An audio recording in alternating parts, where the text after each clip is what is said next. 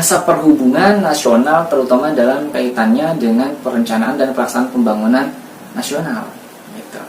Bahasa Indonesia sebagai alat perhubungan antar daerah dan antar budaya.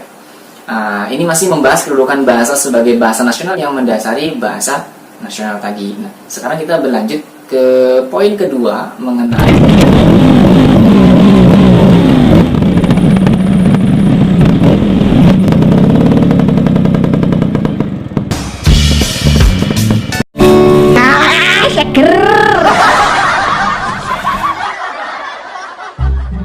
bahasa Indonesia, yaitu sebagai bahasa negara. Nah, di video sebelumnya pun sedikit sudah dibahas ya. Jadi di dalam kedudukannya sebagai bahasa negara, bahasa Indonesia berfungsi sebagai yang pertama, yaitu bahasa resmi kenegaraan. Yang kedua, bahasa pengantar dalam dunia pendidikan. Yang ketiga, alat pengembangan kebudayaan, ilmu pengetahuan dan teknologi gitu. Jadi ini menarik nih, nanti pasti akan saya bahas satu persatu. Dari 3 poin ini akan saya bahas satu. Pertama, bahasa Indonesia sebagai bahasa resmi kenegaraan. Yang berkaitan dengan ini, contohnya bahasa Indonesia dipakai kegiatan kenegaraan, baik secara lisan maupun dalam bentuk tulisan. Oke. Jadi pidato-pidato resmi, kemudian dokumen-dokumen, keputusan-keputusan, dan surat menyurat yang resmi harus ditulis dalam bahasa Indonesia. Upacara-upacara kenegaraan dilangsungkan dengan bahasa Indonesia. Pemakaian bahasa Indonesia dalam acara-acara kenegaraan sesuai dengan Undang-Undang 1945 itu mutlak, harus, pokoknya diharuskan. Kalau tidak dipakai ya menggunakan bahasa Indonesia, dalam hal ini dapat mengurangi nilai-nilai kewibawaan negara. Karena hal tersebut artinya negara sudah melanggar Undang-Undang Dasar 1945. Seperti itu, karena semuanya sudah termaktub di dalam sana. Oke. Jadi dunia pendidikan di seluruh negara ya, atau di sebuah negara ya, katakan sebuah negara memerlukan sebuah bahasa yang seragam sehingga kelangsungan pendidikan tidak terganggu. Oke. Misalkan pemakaian lebih dari satu bahasa dalam dunia pendidikan akan mengganggu keefektifan pendidikan itu sendiri. Peserta didik dari tempat yang berbeda dapat saling berhubungan. Bahasa Indonesia merupakan satu-satunya bahasa yang dapat memenuhi kebutuhan akan bahasa yang seragam dalam pendidikan Indonesia. Bahasa Indonesia telah berkembang pesat dan pemakainya sudah tersebar luas. Pemakaian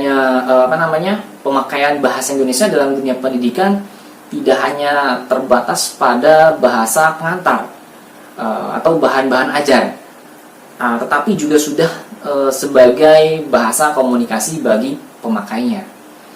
Oleh karena itu, di dalam fungsi bahasa Indonesia sebagai bahasa pengantar di dalam dunia pendidikan harus dilaksanakan mulai dari tingkat taman kanak-kanak gitu ya, sampai ke perguruan tinggi di seluruh Indonesia.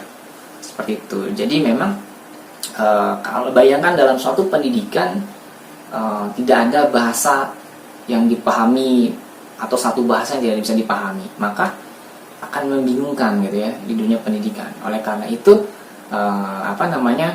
bahasa Indonesia itu memiliki nilai sebagai pengantar dalam dunia pendidikan. Artinya pendidikan di Indonesia atau di sebuah negara, katakan kita berbicara bahasa Indonesia, maka di negara Indonesia. Jadi bahasa dalam pengantar pendidikan yaitu bahasa Indonesia. Tujuannya apa? Supaya dimengerti oleh seluruh rakyat Indonesia yang banyak ragam suku bahasa gitu kan. Jadi mereka paham, maksud dari penyampaian dan dunia pendidikan terkait ini adalah ini gitu, karena mereka mengerti bahasa Indonesia. Seperti itu kedudukan yang kedua ya. Selanjutnya atau poin ketiga. Jadi bahasa Indonesia sebagai alat pengembangan kebudayaan, ilmu pengetahuan dan teknologi. Jadi gini, pengembangan kebudayaan, ilmu pengetahuan dan teknologi memerlukan bahasa. Gitu. Hal ini dimaksudkan agar keperluan dalam pengembangan tersebut dapat dimengerti oleh masyarakat, gitu. Khususnya oleh masyarakat luas gitu ya. Tanpa bahasa seperti ini gitu ya, yang bisa dipahami, pengembangan kebudayaan, ilmu pengetahuan dan teknologi akan mengalami hambatan. Ya, karena proses pengembangannya akan memerlukan waktu yang lama dan hasilnya pun tidak akan tersebar secara luas. Artinya gini, kalau misalkan masyarakat tidak mengerti bahasa Indonesia, kemudian muncul pengetahuan yang dirilis dari bahasa Indonesia, kalau misalkan dikembangkan teknologi ini, pengetahuan ini disampaikan, banyak masyarakat yang tidak mengerti gitu kan. Contohnya gini, saya mengajarkan bahasa Indonesia ke rekan-rekan mahasiswa. Ya. Kemudian ada rekan-rekan mahasiswa saya yang tidak mengerti bahasa Indonesia. Tapi saya menyampaikannya dengan bahasa Indonesia. Pasti mereka tidak akan mengerti apa yang saya sampaikan. Nah, itulah maksud dari pengetahuan. Karena sebenarnya yang saya sampaikan saat ini adalah mengenai pengetahuan pembelajaran bahasa Indonesia dan dikemas dalam penyampaian bahasa Indonesia. Kalau ada mahasiswa saya tidak mengerti bahasa Indonesia, pasti nggak akan mengerti dengan apa yang saya sampaikan. Yaitu walaupun isinya yang saya sampaikan adalah pengetahuan. Seperti itu. Nah, makanya nanti materi yang saya sampaikan ini akan bermasalah apabila ada mahasiswa yang tidak mengerti dan memahami kosakata bahasa Indonesia. Tapi kalau masuk API, saya yakin semuanya hebat bahasa Indonesianya, ya. Nggak mungkin kan udah belajar dari SD mungkin, atau mungkin taman kanak-kanak gitu kan, dari TK sudah belajar, bahkan dari ibu mungkin kan, bahasa ibu juga, kadang orang tua juga mengajarkan bahasa Indonesia ke anaknya. Jadi ya pasti hebat-hebat lah, pasti. Namanya juga orang Indonesia, masa nggak bisa bahasa Indonesia. Orang bahasa Inggris aja sudah luar biasa, apalagi bahasa Indonesia mungkin udah melotok di kepala gitu kan. Di bahasa Indonesia merupakan satu-satunya bahasa di Indonesia yang memenuhi syarat sebagai alat pengembangan kebudayaan, ilmu pengetahuan, dan teknologi. Karena bahasa Indonesia telah dikembangkan untuk keperluan tersebut gitu. Dan bahasa ini dimengerti oleh masyarakat Indonesia.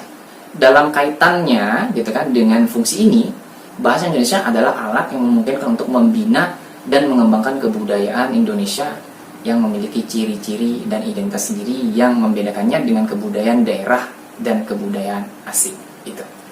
Jadi sampai ketemu lagi di persembahan materi saya selanjutnya.